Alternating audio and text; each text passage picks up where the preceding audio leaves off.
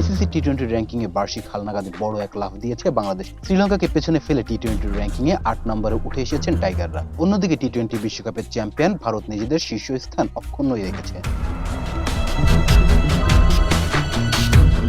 আইসিসির এবারে বার্ষিক হালনাগাদে 2025 সালের মে মাস থেকে খেলা সব ম্যাচকে 100% এবং আগের 2 বছরের ম্যাচগুলোকে 50% গুরুত্ব দেওয়া হয়েছে। এই নতুন সমীকরণে বাংলাদেশের ঝুলিতে 1 পয়েন্ট যোগ করা হয়েছে 225 পয়েন্ট নিয়ে, যা তাদের 9 নম্বর থেকে 8-এ তুলে এনেছে। অন্যদিকে 6 পয়েন্ট হারিয়ে শ্রীলঙ্কা 221 পয়েন্ট নিয়ে নেমে গেছে 9 নম্বরে। 220 পয়েন্ট নিয়ে লঙ্কানদের ঘাড়ে নিঃশ্বাস ফেলছে 10ম স্থানে থাকা আফগানিস্তান।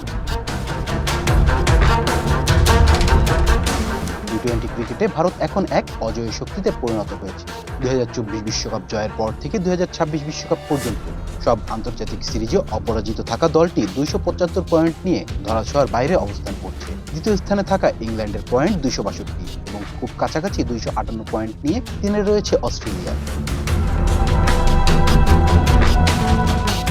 র্যাঙ্কিংয়ের সেরার সাথে বাংলাদেশের উন্নতি ছাড়া আর কোনো পরিবর্তন আসেনি। 247 পয়েন্ট নিয়ে 4 নম্বরে নিউজিল্যান্ড, 244 পয়েন্ট নিয়ে 5-এ সাউথ আফ্রিকা, আর 240 পয়েন্ট নিয়ে 6ষ্ঠ স্থানে পাকিস্তান। 233 পয়েন্ট নিয়ে ওয়েস্ট ইন্ডিজ আছে 7 নম্বরে। শ্রীলঙ্কা 6 পয়েন্ট হারিয়ে 9 নম্বরে নেমে গেছে। 225 পয়েন্ট নিয়ে তাতেই 8 নম্বরে উঠেছে বাংলাদেশ।